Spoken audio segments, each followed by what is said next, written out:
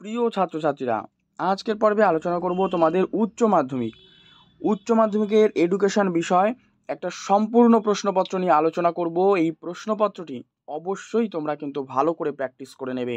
Common পেতে হলে তোমাকে এই প্রশ্ন সেট অবশ্যই প্র্যাকটিস করতে হবে।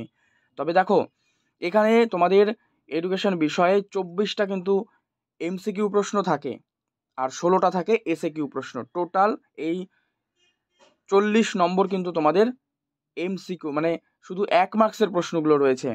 তাই অবশ্যই পর্বটা দেখো, উত্তরগুলো তোমরা মিলিয়ে নাও, দেখো কটা প্রশ্নের উত্তর তোমরা পারছো। তো প্রথম প্রশ্ন আমি আলোচনা করে দিচ্ছি এমসিকিউ থেকে। প্রত্যেকটা প্রশ্নই আমি দেখাবো তোমাদেরকে। 1 প্রশ্ন, নিচের কোনটি কম্পিউটারের আউটপুট যন্ত্র? উত্তর প্রিন্টার। আচ্ছা, তোমাদের এখানে আমি আরেকটু বলে দিই, এর আগে একটা পর্ব করেছি যেখানে তোমাদের সম্পূর্ণ যে বইটা তার অধ্যায় ভিত্তিক এমসিকিউ প্রশ্ন তুলনা সেগুলো আলোচনা করেছি তুলে তুলে। অবশ্যই সেই সেটটা একবার অন্তত তোমরা পরীক্ষা দিতে যাওয়ার আগে রিভিশন করে যাও। ওখান থেকে তোমরা নির্দ্বিধায় তোমরা কিন্তু পরীক্ষায় উত্তরগুলো করে আসতে পারবে। অবশ্যই সেটটা দেখে নিও, এর আগের পর্বে সেই সেটটি দেওয়া রয়েছে। 2 ডেলার্স কমিশনের সুপারিশ অনুযায়ী শিক্ষার স্তম্ভ হল কটি? শিক্ষার স্তম্ভ কিন্তু 4টি। কম্পিউটারে স্থায়ী স্মৃতিকেন্দ্র কি?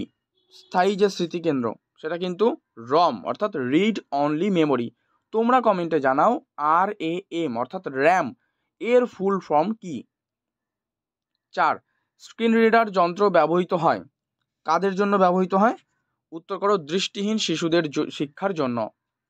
বয়স্ক শিক্ষাকে সামাজিক শিক্ষা হিসেবে অভিহিত করেন কে? এখানে উত্তর করে দাও মৌলানা আবুল কালাম আজাদ। দৃষ্টিহীন শিশুদের শিক্ষণ পদ্ধতিটি কি? উত্তর এটা করবে ব্রেইল পদ্ধতি, দৃষ্টিহীন শিশুদের শিক্ষণ পদ্ধতি। 7 জাতীয় শিক্ষানীতি, যেটা এনপি। তো জাতীয় শিক্ষানীতির যে শিক্ষা কাঠামো, এটাও দেখো আগের দিনে আলোচনা করে দিয়েছি। এটা করো 10+2+3, ঠিক আছে। 7 নম্বর কমপ্লিট। 8 নম্বর কমন স্কুলের কথা উল্লেখ করা হয়েছে কোথায়? কমন স্কুলের কথা উল্লেখ করা হয়েছে কোঠারি কমিশনে। কিন্ডারগার্টেন এটা হলো একটা কোন শিক্ষা প্রতিষ্ঠান? কিন্ডারগার্টেন এটি কিন্তু একটি প্রাক প্রাথমিক শিক্ষা প্রতিষ্ঠান। ভারতীয় শিক্ষা কমিশনের সময়সীমা? উত্তর 1964 থেকে 66। মুদালিয়ার কমিশনের মতে মধ্যশিক্ষা পর্ষদের সভাপতি হবে কে? মুদালিয়ার কমিশনের মতে এটা তোমরা করো, রাজ্যের যে শিক্ষা আধিকারিক রয়েছে তিনি হবেন মধ্যশিক্ষা পর্ষদের সভাপতি। মুদালিয়ার কমিশনের সুপারিশ অনুসারে উচ্চ মাধ্যমিক শিক্ষার সময়কাল কত? এটা করো 2 বছর। স্বাধীন ভারতে প্রথম শিক্ষা কমিশন কোনটি? স্বাধীন ভারতে কোঠারি কমিশন। রাধাকৃষ্ণন কমিশনের ভারতীয় সদস্য ছিলেন কতজন? এটা করো 7 জন। ভারতীয় সংবিধানের কত নম্বর ধারায় নারীদের শিক্ষার সুযোগ সুবিধার কথা বলা হয়েছে? কত নম্বর ধারা? এটা 15 নম্বর ধারায়। এরপরে দেখো কতগুলো স্কোর দেওয়া রয়েছে, যার মধ্যমান কিন্তু জানতে চাইছে। তাহলে এটা করো, এখানে মধ্যমান হবে হচ্ছে সি অপশন অর্থাৎ 6.5। তো এগুলোকে সাজালে দেখবে মিডিলে যেটা আসবে তার থেকে কিন্তু হাফ বেশি হবে। আচ্ছা, তারপরে কি তোমাদের রয়েছে 17 নম্বরে যে কেন্দ্রীয় প্রবণতা নির্ণয়ের সবচেয়ে দ্রুতগতি পদ্ধতি কোনটি? এটা করো মোড। রাশিবিজ্ঞানে এই যে চিহ্নটা দেখতে পাচ্ছ, এই চিহ্নটা কিন্তু তোমাদের আগের বারেও পরীক্ষাতে এসেছে। তো এই চিহ্নটাকে কি প্রকাশ করে? এই চিহ্নটাকে কিন্তু যোগফল প্রকাশ করে।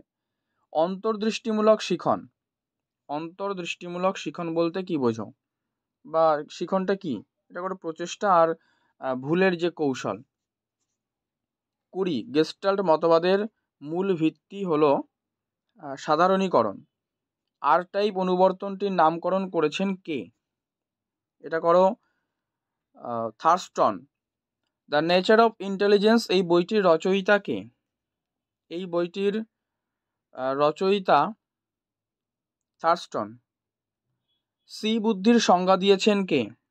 সি বুদ্ধির সংজ্ঞা দিয়েছেন মনোবিদ ভার্নান।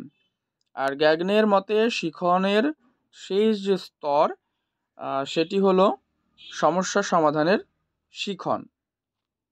এরপর তোমাদের 2 মার্কসের যে 2 দাগে রয়েছে এসএ কিউ কোয়েশ্চেন, যেমন রম অ্যান্ড র্যামের মধ্যে একটা পার্থক্য লিখতে বলা হয়েছে। ই লার্নিং কি, ডিটিপির পূর্ণ রূপ, ঠিক আছে। বয়স্ক শিক্ষাকে সামাজিক শিক্ষা বলে কে অভিহিত করেছেন, ট্রেজার উইদিন কথার অর্থ, বধির কারা, এই সমস্ত প্রশ্নগুলো রয়েছে। নেক্সট, শিক্ষাক্ষেত্রে ড্রপ আউট বলতে কি বোঝো, আইসিডিএস এর পুরো নাম। আচ্ছা, তোমরা এইটা কমেন্টে লিখে জানাও যে আইসিডিএস এর পুরো নাম কি। আর জানা না থাকলে অবশ্যই প্রশ্নটা কমেন্টে তোমরা কিন্তু লিখে দেবে, দিয়ে জিজ্ঞাসা চিহ্ন দেবে, ঠিক আছে। উত্তরটা তোমাদের ওখানে দিয়ে দেবো। ভারতীয় সংবিধানের 30-1 নম্বর উপধারায় কি লেখা আছে, 46 নম্বর ধারায় কি আছে, এই সমস্ত প্রশ্নগুলো দেখে নাও। এগুলো আর আলোচনা করছি না, এগুলো তোমাদের আগেই কিন্তু এর উত্তরগুলো করে দিয়েছি। আর তোমাদের 3 দাগ দেখো, এখানে 4 মার্কসের প্রশ্ন রয়েছে, দুটোর মধ্যে একটা করতে হবে। আর 4 দাগেও তাই, দুটোর মধ্যে থেকে একটা। 5 দাগে দেখো তোমাদের 8 মার্কসের প্রশ্ন রয়েছে, ঠিক আছে। 3টের মধ্যে থেকে দুটো করতে হবে। একটা রয়েছে তো মনোযোগ বলতে কি বোঝো আর মনোযোগের ভূমিকা শিক্ষাক্ষেত্রে।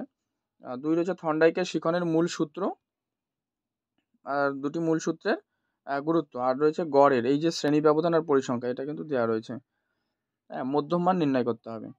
আর 6 দাগেও 8 মার্কসের কোয়েশ্চেন, 3টের মধ্যে দুটো করতে হবে। তো এই হচ্ছে সমস্ত প্রশ্নপত্রটি আলোচনা করলাম। অবশ্যই এগুলো একবার প্র্যাকটিস করে নিও, দেখে নিও। আর পর্বটি ভালো লাগলে লাইক করে দিও, শেয়ার করে দিও। চ্যানেলে নতুন হলে অবশ্যই চ্যানেলটি কিন্তু সাবস্ক্রাইব করে রেখো।